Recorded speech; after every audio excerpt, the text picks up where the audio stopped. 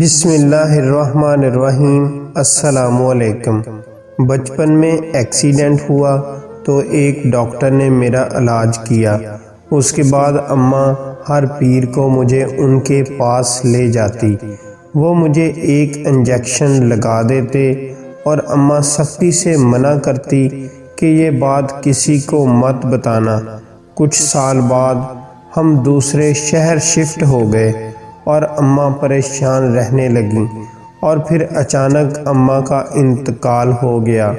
مرنے سے پہلے اماں نے کہا تھا اپنی شادی سے پہلے ایک بار اس ڈاکٹر کے پاس ضرور ملنے جانا۔ میں نے ویسا ہی کیا۔ جب میری شادی طے ہو گئی تو میں نے ابا سے جھوٹ بول کر اسی ہسپتال میں اس ڈاکٹر سے ملنے گئی۔ جب وہ ڈاکٹر جلدی سے وہی انجیکشن لایا اور مجھے لگانے لگا، لیکن وہ نہیں جانتا تھا کہ میں بھی ڈاکٹر بن چکی ہوں۔ میں نے جیسے ہی اس انجیکشن کا نام دیکھا تو میرے پیروں تلے سے زمین نکل گئی، کیونکہ آج میں اپنی زندگی کا سب سے بڑا راز معلوم کرنے کے لیے سفر کر رہی ہوں۔ یہ سفر میرے لیے بہت ہی کٹھن ہے، کیونکہ ان گلی کوچوں میں میرے بچپن کی بہت سی یادیں وابستہ ہیں۔ چند ایک خوشگوار یادیں ہیں، باقی سب سوئی کی طرح چبھتی ہوئی دردناک یادیں ہیں۔ میرا بچپن بہت ہی عجیب گزرا تھا، اور اس کی وجہ معلوم کرنے کے لیے میں امی کے بتائے ہوئے پتے پر پہنچ چکی ہوں۔ یہ ایک ڈاکٹر کا کلینک ہے۔ اس کے باہر لگی ہوئی ڈاکٹر کے نام کی تختی اب گرد آلود ہو چکی ہے۔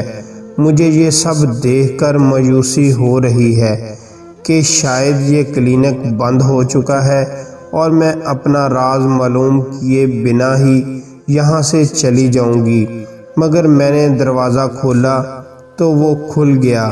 میں اندر داخل ہوئی تو وہاں ایک ڈاکٹر بیٹھا تھا۔ میں اسے ایک سیکنڈ کے 1000ویں حصے میں پہچان گئی تھی۔ وہ اکثر میرے خواب میں آیا کرتا تھا، مگر کیا وہ بھی مجھے پہچان گیا تھا؟ اس نے کانپتے ہاتھوں کے ساتھ ایک انجیکشن نکالا تھا اور بولا، تمہیں تمہاری والدہ نے بھیجا ہے نا انابیہ؟ میں نے اس بات میں سر ہلا دیا تو ڈاکٹر نے میرے سامنے ہی انجیکشن بھرنا شروع کر دیا تھا، جسے دیکھتے ہی میری جان نکل گئی، کیونکہ امی نے میرے سر پر کالی چادر اوڑھ رکھی تھی اور خود بھی ایک بڑی سی چادر میں اپنا چہرہ اور وجود ڈھانپ لیا تھا۔ امی نے میرا ہاتھ تھام لیا اور بولی، راستے میں نہ تو کسی سے بات کرنی ہے اور نہ ہی نظر اٹھا کر ادھر ادھر دیکھنا ہے۔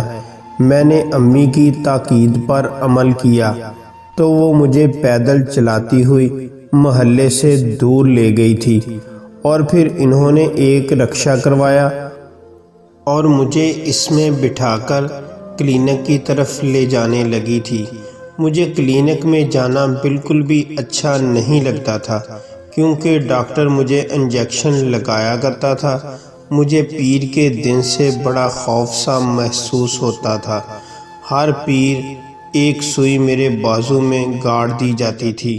میں روتی اور کہتی، امی میں نے اگلی بار یہاں نہیں آنا۔ تو امی کہنے لگی، بیٹا یہ سب تیری بھلائی کی خاطر ہی تو ہے، تو ڈاکٹر کے پاس نہیں آئے گی تو ٹھیک کیسے ہوگی؟ تب میں امی سے سوال کرتی، امی مجھے کون سی بیماری ہے؟ تو امی مجھے گھور کر دیکھنے لگتی تھی۔ امی کہتی، منہ بند کرو اپنا، اس چیز کے متعلق کبھی کسی سے بات مت کرنا، اپنے باپ کو بھی اس کے بارے میں آگاہ مت کرنا، نہیں تو بڑا پچھتاؤ گی۔ امی مجھے ہمیشہ مبہم سا جواب دے دیا کرتی تھیں۔ انہوں نے کبھی میرے اندیشوں کو دور کرنے کی کوشش نہیں کی تھی۔ اس وقت میں 9 برس کی تھی۔ اتنا تو میں بھی جانتی تھی کہ یہ انجیکشن مجھے پہلے نہیں لگایا جاتا تھا۔ پہلے تو میں ایک نارمل زندگی بسر کر رہی تھی، یہ تو خانہ خراب ہو ہماری سکول وین کا وہ ایک دن کھائی میں جا گری تھی۔ ہم جتنے بھی بچے اس وین میں سوار تھے سب کو بہت گہری چوٹیں آئی تھیں، میری بھی ٹانگ کی ہڈی کریک ہو گئی تھی۔ ابو مجھے اس ڈاکٹر کے پاس لے گئے تھے۔ ڈاکٹر بہت پہنچا ہوا تھا، بہت سیانا تھا، اس کی دوا دارو سے میں بہت جلد ٹھیک ہو گئی تھی۔ یہ ڈاکٹر ہمارے محلے سے 20 منٹ کے فاصلے پر اپنا کلینک بھی چلایا کرتا تھا، اس لیے امی مجھے اس کے کلینک پر لے جاتی تھی۔ ابو کی کتابوں میں تو میرا علاج مکمل ہو گیا تھا، اب میں بالکل ہٹی کٹی تھی۔ نہ جانے امی کو کس بات کا وہم تھا کہ وہ میرے علاج پر اس قدر زور دیا کرتی تھی۔ مجھے یاد ہے ایک دن پیر کے دن بہت تیز بارش ہونے لگی تھی، میں بہت زیادہ خوش تھی کہ چلو شکر ہے آج انجیکشن سے میری جان چھوٹ جائے گی۔ میں نے امی کے چہرے پر بے انتہا فکر دیکھی تھی، ایسا لگتا تھا کہ وہ بس بارش کے رکنے کا ہی انتظار کر رہی ہیں۔ میں بھی دل ہی دل میں دعا کرتی جا رہی تھی کہ یا اللہ آج بارش نہ رکے۔ تھوڑی ہی دیر بعد ابو بھی گھر آ گئے تھے۔ اب تو امی کے چہرے پر موت ہی موت نظر آ رہی تھی۔ امی نے جلدی سے آگے بڑھ کر ابو کی چھتری پکڑی تھی۔ امی کہنے لگی، اویس آپ اتنی جلدی گھر کیوں آ گئے؟ ابو بولے، آج بہت تیز بارش ہے، دکان میں گاہک تو آ ہی نہیں رہے تھے، میں نے سوچا کہ ادھر فارغ بیٹھا ہوں، میں گھر جا کر اپنے بیوی بچوں کے ساتھ وقت گزارتا ہوں۔ امی کہنے لگی، یہ تو آپ نے بہت اچھا کیا۔ مجھے ان کے چہرے سے بیزاری نظر آ رہی تھی۔ پھر ایسا ہوا کہ بارش تھم گئی تھی۔ اب امی کی بے چینی دیکھنے کے لائق تھی۔ وہ ابو سے بولی، اویس اب تو بارش رک گئی ہے، آپ دکان پر چلے جائیں، اپنے رزق کو کیوں ٹھوکر مار رہے ہیں؟ اب تو دکان پر رش بھی بہت ہوگا، جو لوگ صبح سے گھر سے نہیں نکلے وہ اب جوک در جوک دکان کی جانب آ رہے ہوں گے۔ ابو بولے، شہناز بات تو تمہاری ٹھیک ہے، مگر آج دکان پر جانے کو دل نہیں کر رہا۔ کوئی بات نہیں، جتنا رزق میری قسمت میں ہے وہ مجھے مل جائے گا۔ تب امی بولی، جی ٹھیک ہے، جیسا آپ کو مناسب لگتا ہے۔ پھر وہ میری طرف دیکھ کر بولی، انابیہ تم نے اپنی سہیلی کے گھر جانا تھا، صبح کی بچی ضد کر رہی ہے، میں نے ہی بارش کی وجہ سے بیچاری کو روک کے رکھا ہوا تھا، جاؤ تم چلی جاؤ۔ میں ایک دم سے مسکرا دی کہ چلو میں محلے کی سیر ہی کراتی ہوں۔ میں باہر نکلنے لگی تو امی میرا ہاتھ پکڑ کر مجھے اپنے ساتھ کمرے میں لے گئی اور بولی، چادر تو لے لو۔ میں جھنجھلا گئی تھی۔ امی کمرے میں جا کر بولی، انابیہ تم اپنے ابو کے سامنے مجھ سے کہو گی کہ امی میں اکیلی گھر سے باہر جانے میں ہچکچاتی ہوں، آپ مجھے میری دوست کے گھر چھوڑ آئیں۔ میں بھدک پڑی اور بولی، امی مجھے آپ کی ضرورت نہیں ہے، میں اکیلی ہی جا سکتی ہوں۔ میری بات سن کر امی مجھے کھا جانے والی نگاہوں سے گھورتی رہی تھی۔ امی نے شروع سے ہی مجھے اپنی آنکھوں سے ڈرا کر رکھا تھا۔ وہ جب بھی مجھے غصے سے گھورتی تو میں ان کی بات فوراً مان لیا کرتی تھی۔ اب پھر صحن میں نکل کر ابو کے سامنے ڈرامہ کرنے لگی تھی۔ ابو بولے، ہاں ہاں شہناز بچی کو چھوڑ آؤ، لیکن ذرا جلدی آنا، میں نے تم سے کوئی ضروری بات کرنی ہے۔ ہم جیسے ہی باہر نکلے امی نے رکشہ روکا اور مجھے اس میں سوار ہونے کا اشارہ کیا۔ میں بولی، امی آج اتنے عرصے بعد تو ابو گھر آئے ہیں، آپ پھر مجھے لے کر جا رہی ہیں؟ امی بولی انجیکشن لگوانا بھی تو بہت ضروری ہے نا۔ میں چپ کر گئی تھی۔ ڈاکٹر مجھے دیکھ کر بہت خوش ہوا تھا، کہنے لگا انابیہ آ گئی۔ امی کے چہرے پر اب بھی بیزاری تھی۔ امی غصے سے بولی جلدی سے میری بچی کو انجیکشن لگا دو، ہم نے گھر بھی جانا ہے۔ مگر میں جانتی تھی کہ یہ جلدی 2 گھنٹے سے پہلے نہیں آئے گی۔ ڈاکٹر میرے انجیکشن لگا دیا کرتا تھا اور پھر میں سو جایا کرتی تھی۔ اٹھتی تو امی مجھے گھر لے جایا کرتی تھی۔ ڈاکٹر مجھے کلینک لے گیا اور بولا کیسی ہو انابیہ؟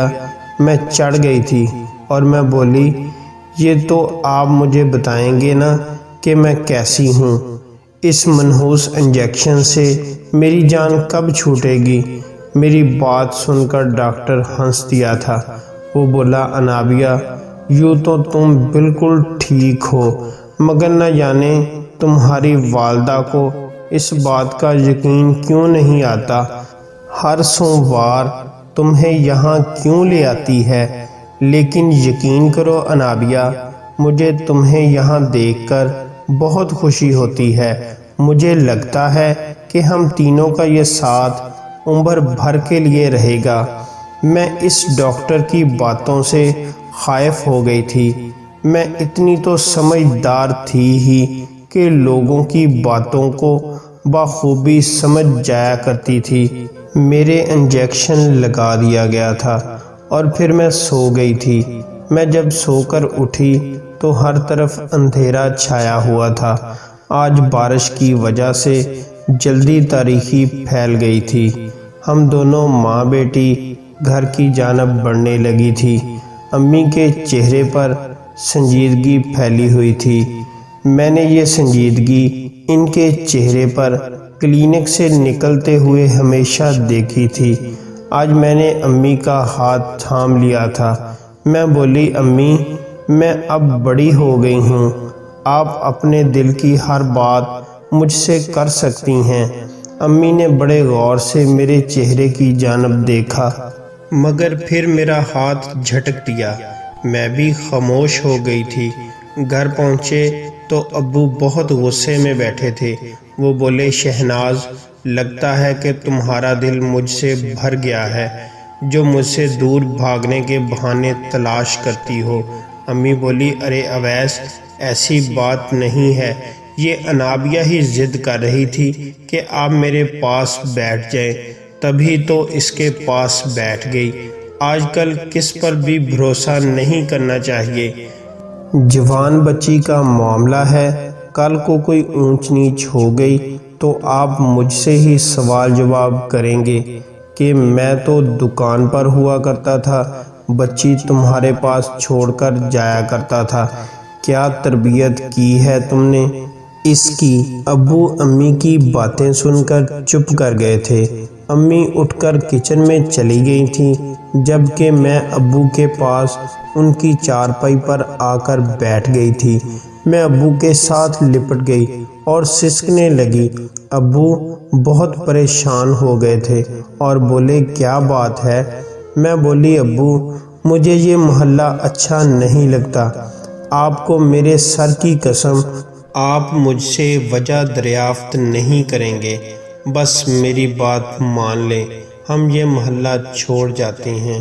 ابو ایک بات کہوں، اگر ہم یہ شہر ہی چھوڑ جائیں گے تو اور زیادہ اچھا ہوگا۔ ابو میری باتیں سن کر پریشان ہو گئے اور کہنے لگے بیٹی بے فکر ہو، اپنی پریشانی کی وجہ بتاؤ، میں تمہیں ستانے والوں کا منہ توڑ دوں گا۔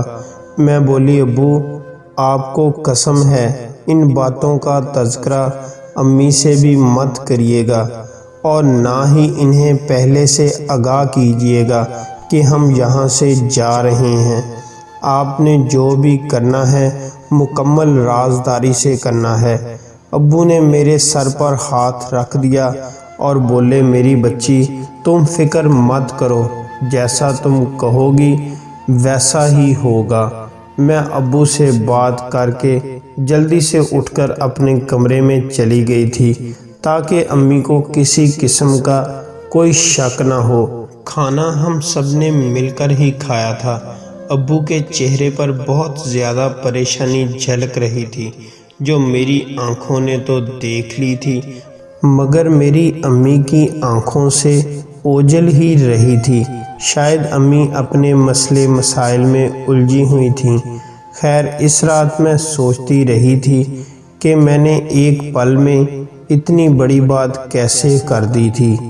میں نے اپنی پریشانی کا حل کیسے نکال لیا تھا، اور اس کا جواب میرے پاس ہی تھا کہ مجھے ڈاکٹر کی باتوں نے خبردار کر دیا تھا۔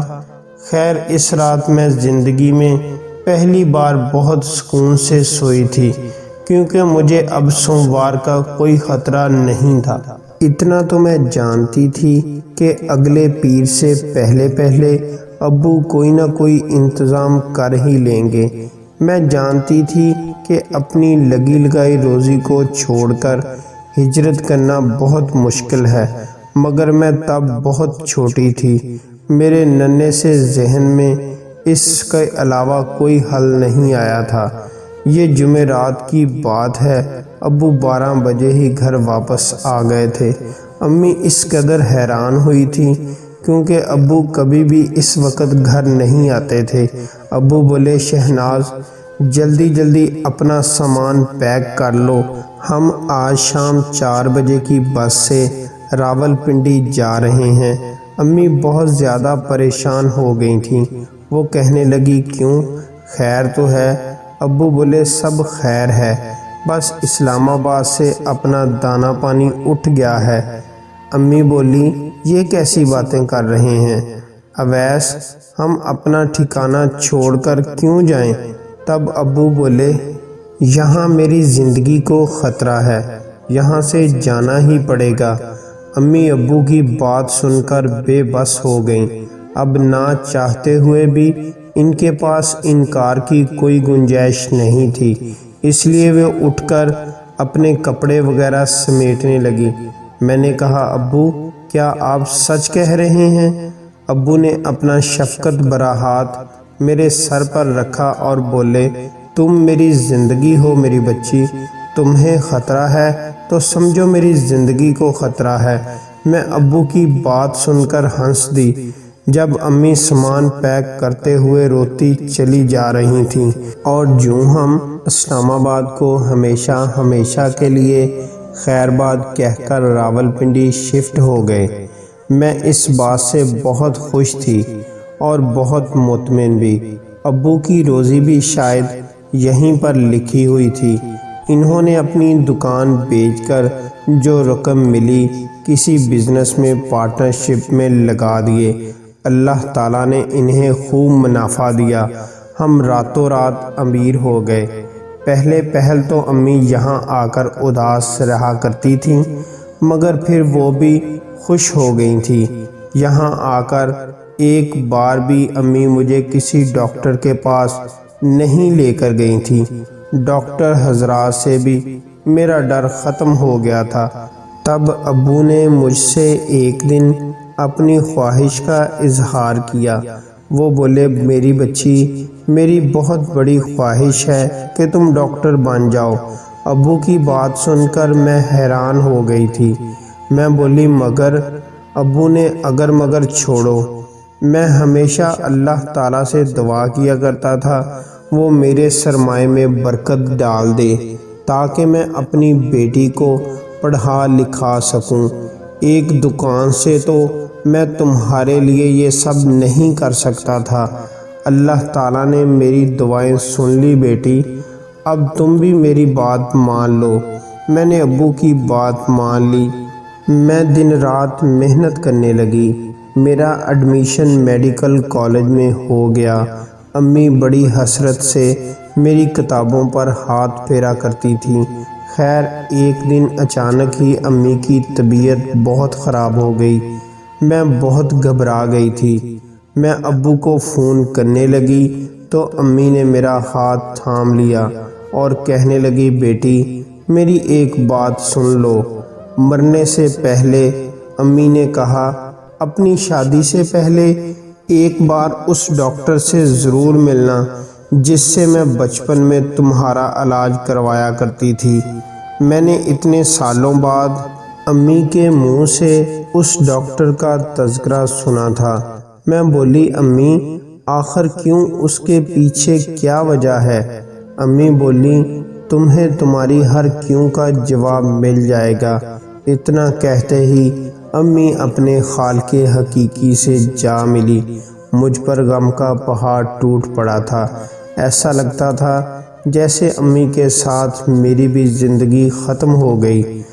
بہت وقت لگا مگر پھر میرا دل اس صدمے سے سنبھل گیا۔ ابو نے میری شادی اپنے دوست کے بیٹے کے ساتھ طے کروا دی جو ڈاکٹر بن چکا تھا۔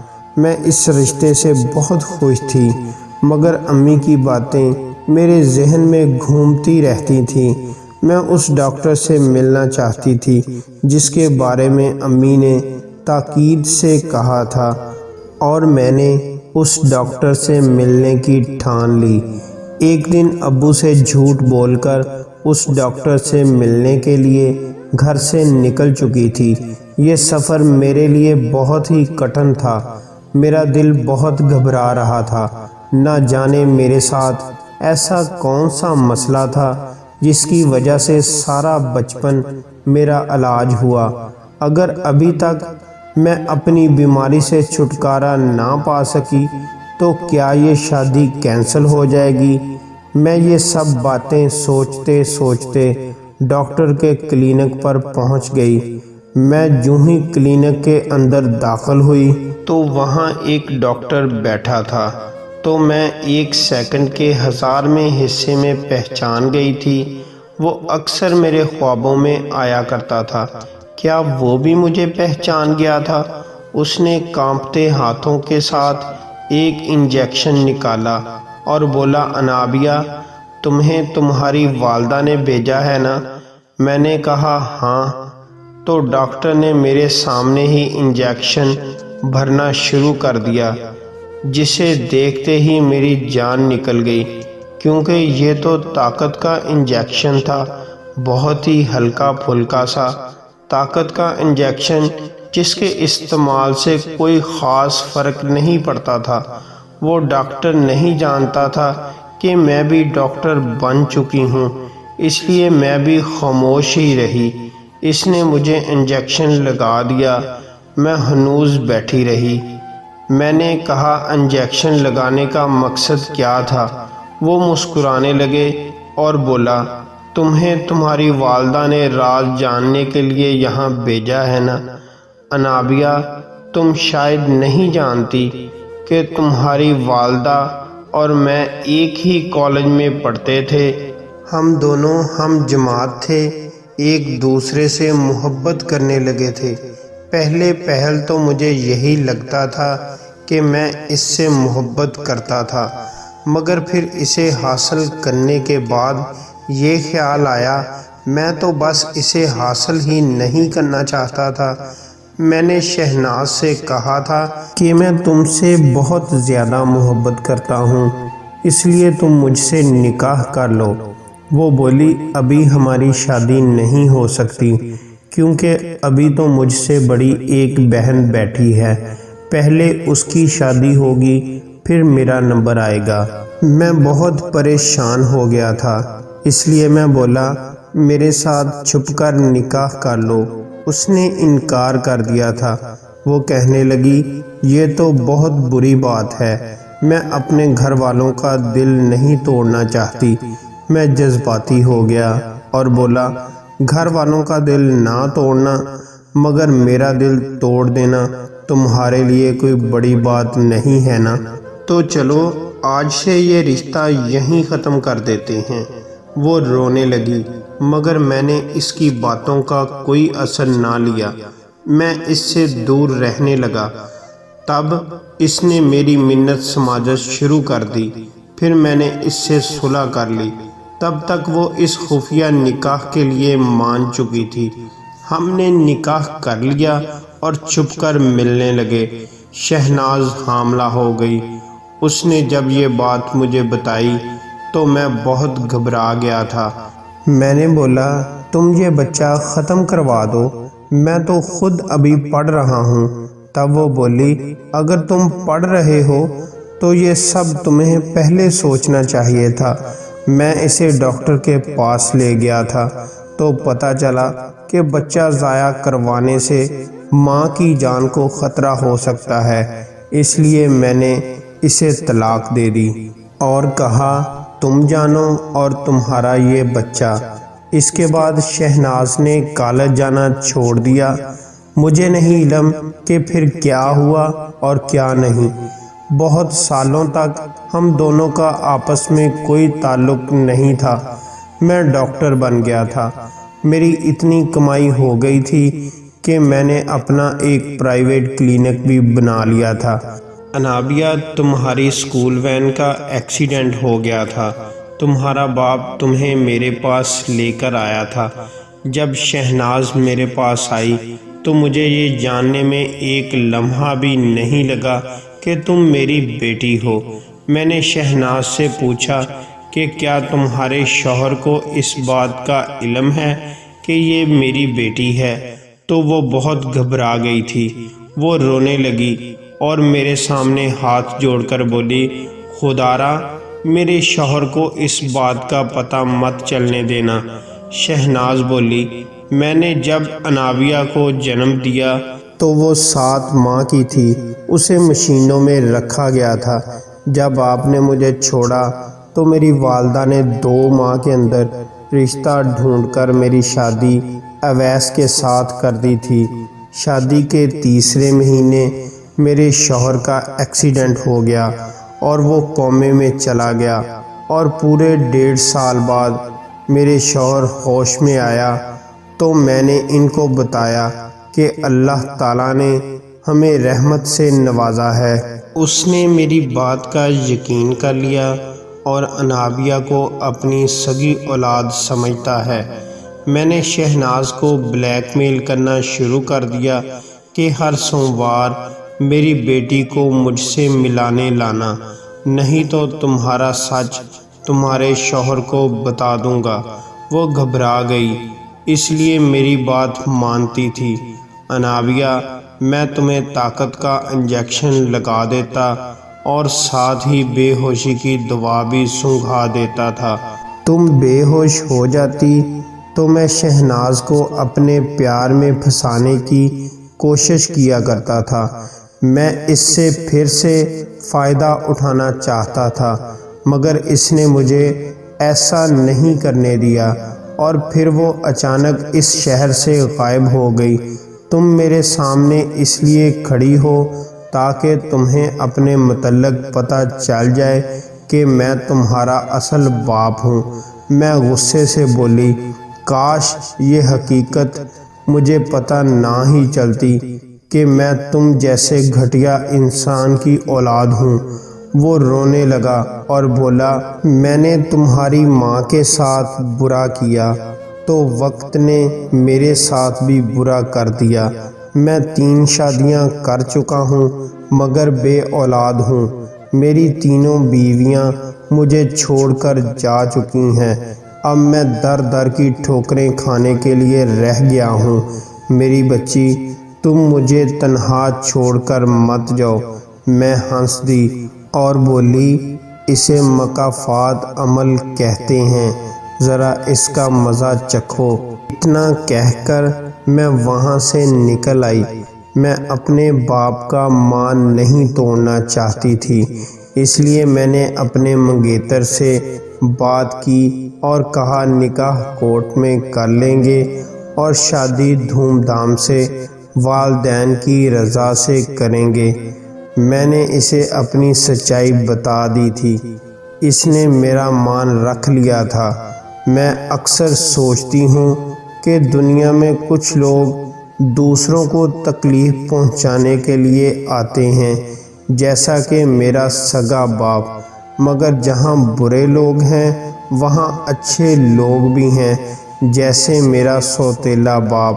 اس نے ہمیشہ میری ماں کی غلطیوں کو درگزر کیا اور ہمیشہ میری ماں کو خوش رکھا۔ اپنے پیار کو پاک اور صاف رکھیں اور ان کو اپنا نام دیں، اپنی عزت بنائیں، نہ کہ ان کو رسوا کریں۔